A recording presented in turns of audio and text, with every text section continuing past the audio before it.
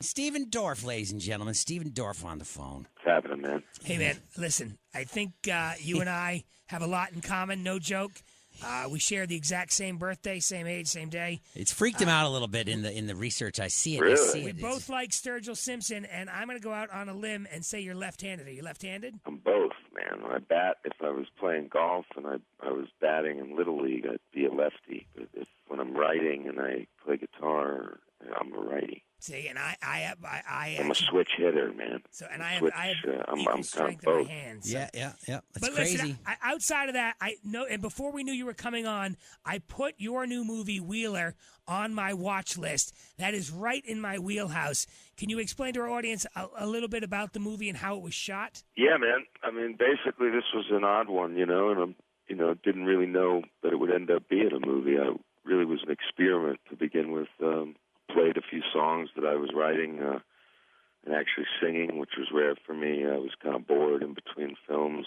I was starting a movie. It got pushed, so I was doing a lot of music was coming out of me, and I played it for my friend Ryan Ross, who directed the film, and he really responded and said, what am I going to do with these songs? They're really good. And I said, well, I don't really want to do a Stephen Dorff album. I have really no interest in trying to do that. People dance in both genres all the time. Musicians and actors want to be bands, and most of them are cover bands. And that can be good and a great way of expressing creative stuff. So I know why all these actors do it, but at the same time, it's never really taken seriously. So I thought, coming from a family of songwriters and successful ones, it's kind of a world in which I do know, but I've never ventured into a film. So we picked the world of country music in Nashville, which is a town I know a little bit about, and we didn't have a script, we didn't have anything, and we basically created this guy, Wheeler Bryson, out of these songs that I was writing, and then changed the music around to kind of sound a little more country, and I found this voice of Wheeler,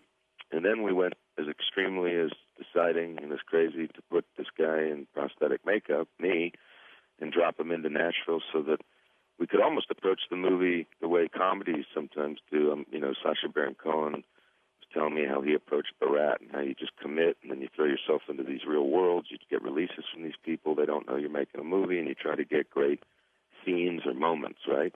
I'd never seen that done in a drama. So me and Ryan kind of used that method, almost like an Andy Kaufman type thing, or mixed with a Sacha Baron Cohen type archetype documentary feel, and drop into Nashville, play all open mics, all the live music's live, no extras. And really, there's only 3 actors in the movie. I mean, they're in SAG, the actors union. There's me, Chris Christopherson, and this kid, Matt Barr, who has a small little cameo in it. But other than that, it's all real people playing themselves, and I'd say 65% of the movie is all improv and completely with people not knowing that we're making a movie or that I'm under this makeup. When I looked at and then the other 30, we filled in the blanks, Looked at the trailer. We're watching the trailer. I'm like, well, where's Stephen Dorff? And it's you. You're right there. Amazing. Yeah, you're like, who's that Mickey Rourke looking guy? Yeah, well, you do a little bit of Mickey Rourke with the nose thing. Yeah, and there's a deeper, I guess, background to the whole thing with your brother and stuff, right? Right. Your brother was a successful songwriter for country music. A lot of those songs, he still has hits that are on the radio and on the charts right now.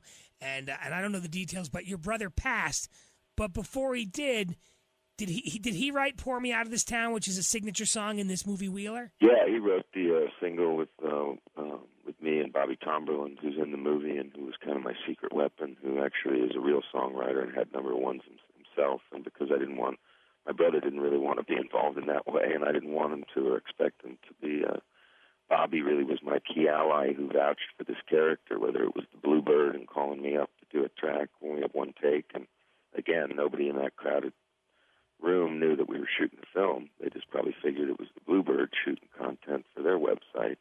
That's the beauty of modern ages. There's so many cameras and phones and Snapchats and YouTube things going on. Nobody pays attention to cameras anymore. They used to go, hey, what are they filming? Nowadays, if you go undercover, you can get away with murder, But, Andrew, my brother, passed. He was the most prolific lyricist by far in Nashville in the last 3 years. He had 4 or 5 number 1 records. Wrote for Blake Shelton, Kenny Chesney, Keith Urban. Andrew has a new song, the Rascal Flatts single, that's jamming up the charts. Yours If You Want It, it's called. And, he wrote Pour Me Me Out of This Town, which is song's getting some traction itself. I just downloaded that song, but I have to ask. It's Stephen Dorff on the phone. His movie on demand, Wheeler, looks really, really good. I'm going to watch it this weekend. So you wrote "Pour Me Out of This Town," which is a signature in the movie. And maybe I'm prying, but was your brother sick? Did he know he was writing this song with you as kind of a, for the movie? Which did he know? Did you guys know he was sick? What happened? I guess too much. No, not at all. My brother is a healthy, just turned 40 2 days before, died in a tragic accident. Okay, all right, I'm sorry. Turks and Caicos, yeah. Kid had 20 number ones coming. He won't be off the charts probably, and he'll be remembered through his music. But yeah, no, this was a sudden loss. And, I'm sorry. Another thing you guys have in common, though, Cantara just lost his brother a couple years ago. So let's bring it up a little bit. And when they called you to be in the Limp Bizkit video, Rollin', did they say Ben Stiller was going to be in it with you, and that it would only be for 5 seconds, or were you struggling for work, or what was the deal there? How'd that happen? No, Ben just said, "Come with me and do this video," because we were shooting a scene from Zoolander at the time, the first one. Okay, all right. And he said, "Do you want to be in this video?" And I said, if you want me to come with you, I'll come with you. And the blue cigarette thing, blue e-cig, the blue e-cig. I mean, that was a huge risk for you, at least from my perspective. As an actor, I imagined.